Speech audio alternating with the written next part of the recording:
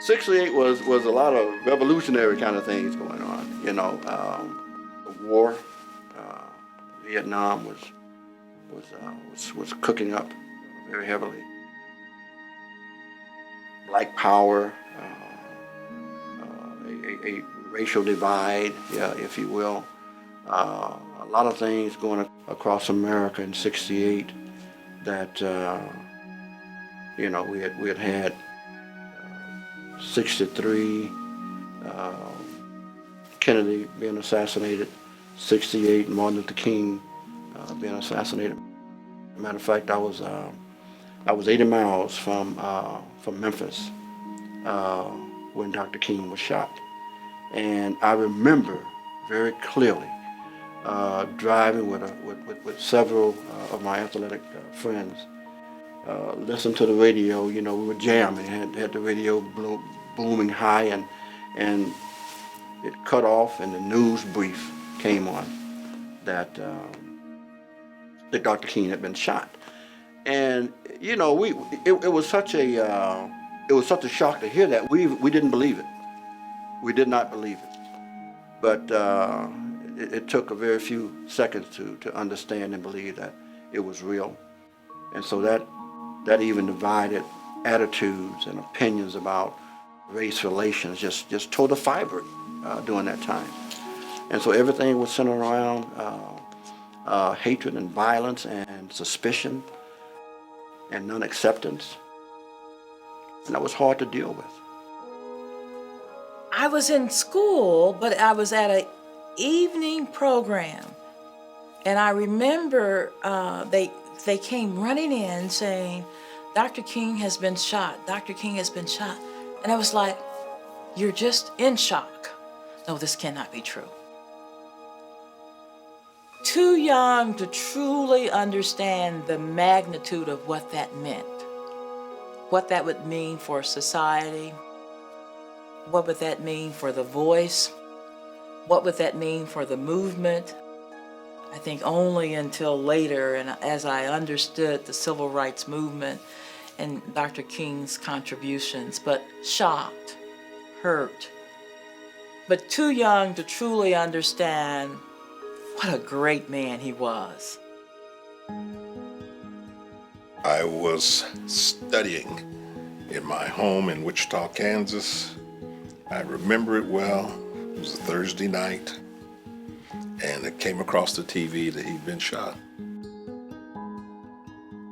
Concerned, because during that period of time, there were incidents in which riotous conditions broke out in several communities across this country, and they were addressed from the vantage point of power.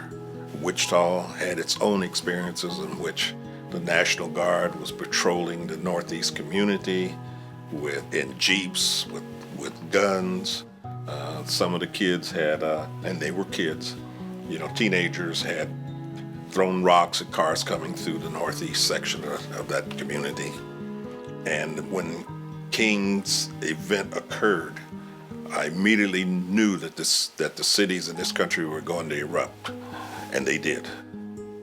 Some people did subscribe to what he believed in, the nonviolent movement, and some people did believe in that movement, but the reaction was to punish people who may have killed him, and not punish them per se, but take advantage of just disrupting the community. A lot of looting, a lot of breaking up of people's property and things.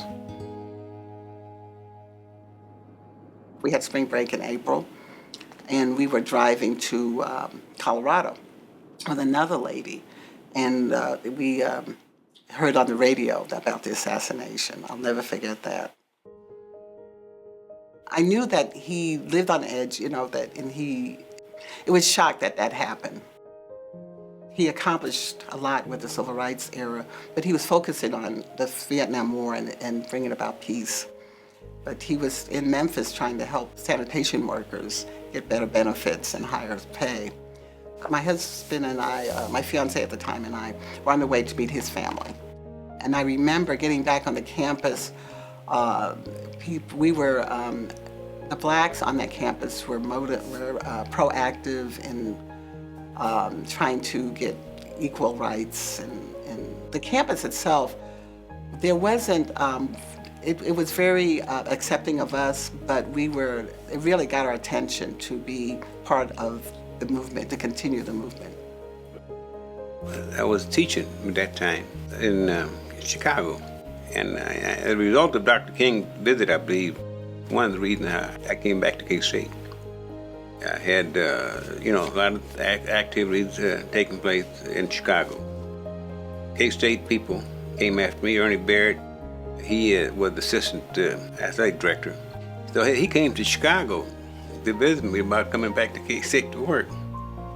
Though I was recruited probably harder than I was recruited when I was in college.